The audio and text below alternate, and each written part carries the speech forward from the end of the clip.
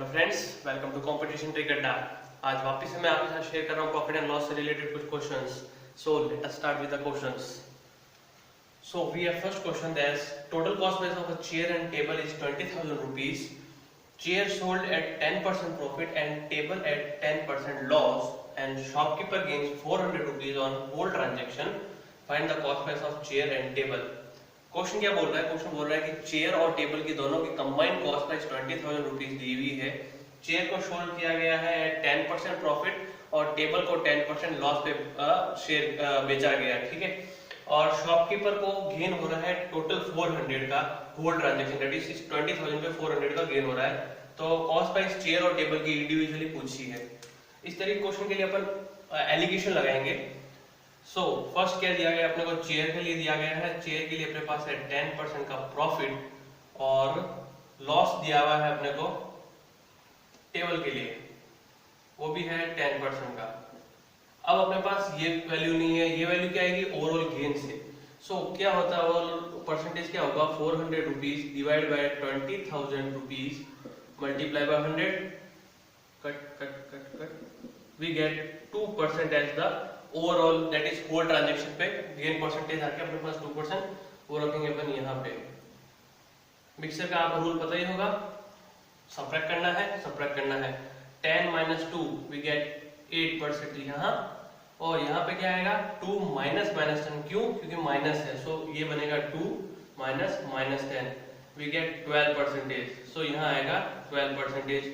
अपन ratio लेंगे तो यह बनेगा 3:2। 3:2 के रेशियो में इन दोनों के टेबल और चेयर की प्राइस आएगी। अब ओवरऑल कितना दिया हुआ है? 20,000 दिया हुआ है और रेशियो अपने पास आया 3:2। इनको कंबाइन करेंगे वी गेट 5। 3 + 2 = 5 और ये 5 की वैल्यू है 20,000 की इक्वल। सो 1 की वैल्यू कितने की इक्वल आ जाएगी? 4,000 के। सो इंडिविजुअल चेयर और टेबल की प्राइस क्या रहेगी? चेयर आ जाएगा अपने पास 3 multiply by 4,000, this 3, and table अपने पास आ जाएगा 2 multiply by 4,000, that is table की वैल्यू 2 थी। So we get 8,000 rupees table के लिए और 12,000 रुपीज चेयर की कॉस्ट आ गई। सो इस तरीके से इंडिविजुअल ट्रांजैक्शन, इंडिविजुअल अपन कॉस्ट प्राइस और निकाल सकते हैं चेयर और टेबल के लिए। So next question क्या है अपने पास? Next question है total cost price of 2 watch is 840 rupees. One is sold at 16% profit and other at loss of 12%. There is no loss or profit on the whole transaction. वहां पे अपने को एक value दी गई थी कि गेन हो रहा है 400 का। यहाँ अपने को बोल दिया है कि कोई लॉस और प्रॉफिट नहीं हो रहा है। मेथड सेम रखेंगे अपन, अगेन एलिगेशन लगाएंगे। क्या बोला है? एक चेयर पे 16% का प्रॉफिट हो रहा है और एक पे क्या हो रहा है? लॉस हो रहा है। और ओवरऑल कितना आएगा? 0। क्यों? क्योंकि नो लॉस और नो प्रॉफिट है, दैट्स व्हाई। सो यही वापस सब्ट्रैक्ट करा वी गेट 16, इसको इससे सब्ट्रैक्ट करा वी गेट 12। यहाँ हमेशा पॉजिटिव रहेगा, याद रखना है वाली वैल्यू यही है कि यहाँ पे हमेशा पॉजिटिव रखना है। सो अगेन अपने पास रेशियो आएगा 3:4। 3:4 में बांटा गया और यहाँ कितना है अपने पास? 84। इनको कंबाइन करेंगे वी गेट 7। 7 की वैल्यू आ जाएगी अपने पास 840 रुपीज की इक्वल।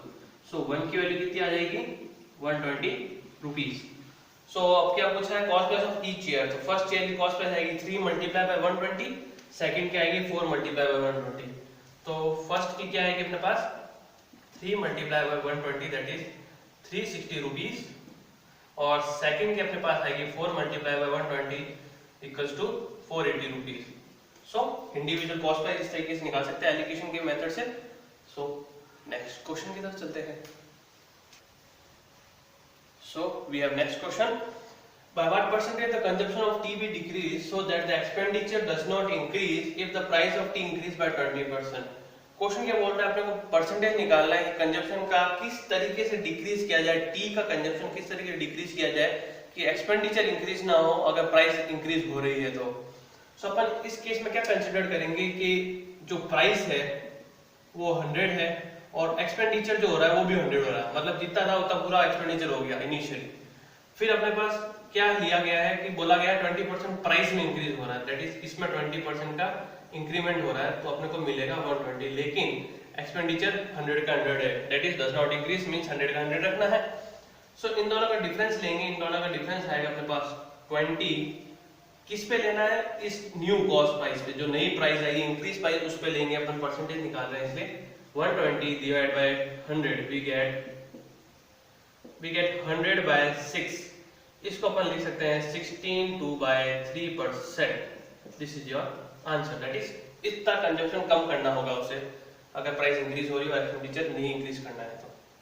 नेक्स्ट क्वेश्चन क्या अपने पास, price of sugar falls down by 20% and a housewife is able to purchase 5 kg more sugar for ₹100. Find the original cost price.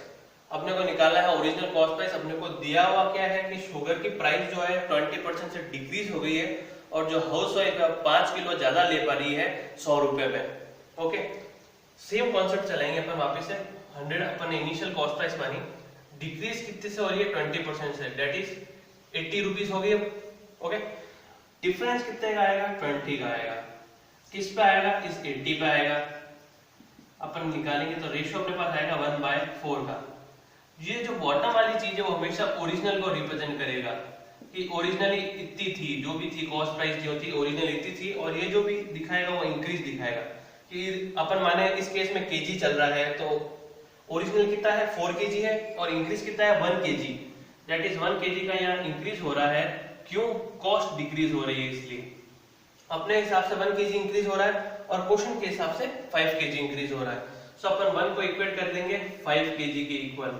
So 4 kg की value कितनी आ जाएगी? हमें 4 kg multiply by 5 that is 20 kg यहाँ आ जाएगा। Okay, अपने को पूछा क्या? Original cost price. Original cost price कैसे निकलेगी? देखिए, ओरिजिनल कॉस्ट प्राइस होएगी 100 क्या है? 100 दिस इज द प्राइस। ये जो इंक्रीज प्राइस है, इंक्रीज 5 kg मिल रहा है 100 रुपीज में, वो 100 डिवाइड बाय ओरिजिनल कितना है? 20। ओके, कट गया, we get 5 rupees per KG. Okay, अगर पूछ लिया जाए कि डिक्रीज कॉस्ट प्राइस कितनी है, सो डिक्रीज कॉस्ट प्राइस कैसे निकलेगी अपने पास? इन दोनों को कंबाइन करके, that is 100 divide by 20 plus 5 that is 25। We get 4 rupees per KG. This is your decrease cost price, this is your original cost price. इस तरीके से सिंपल क्वेश्चन सॉल्व कर सकते हैं। ये क्वेश्चन आए हुए हैं एसएससी के एग्जाम में।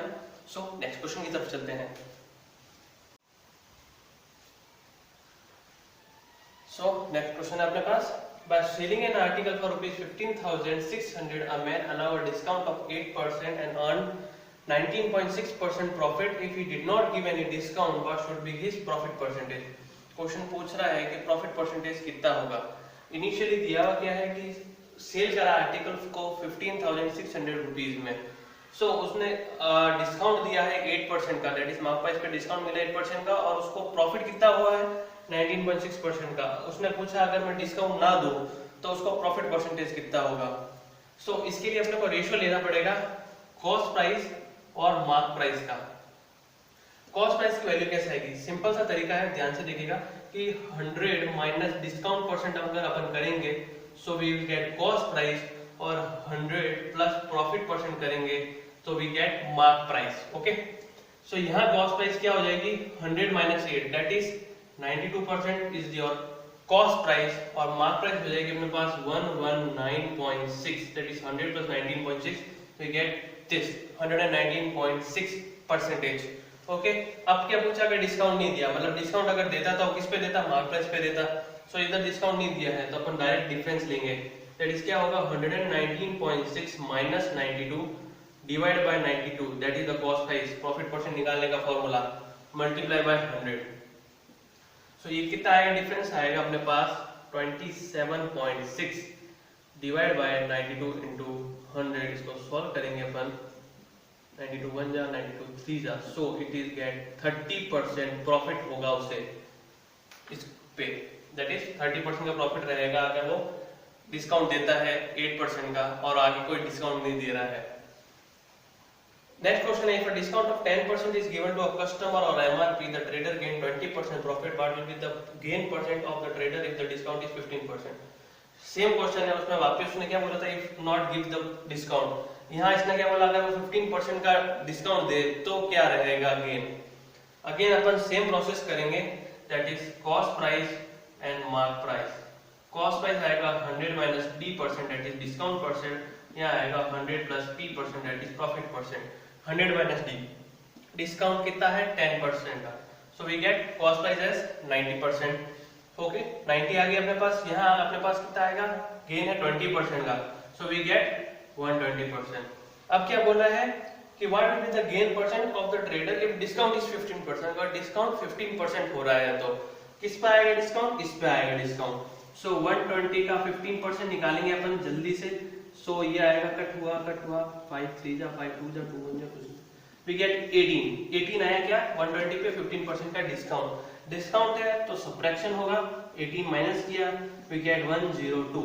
अगेन सेम प्रोसेस है, अपने पास 90 और 102 आ गया है, so 102 minus 90 divide by 90 into 100, so profit margin क्या आ जाएगा अपने पास 12 divide by 90 into 100, we get 40 by 3%, or we can write it as 13 by 3%. This is your profit percent, that is gain percent जो पूछा था। सो इस तरीके के क्वेश्चन आते हैं एग्जाम में। सो अगर आपको अच्छा लग रहा है तो लाइक करें, सब्सक्राइब करें, कोई भी प्रॉब्लम हो कमेंट करें। सो देखने के लिए थैंक यू।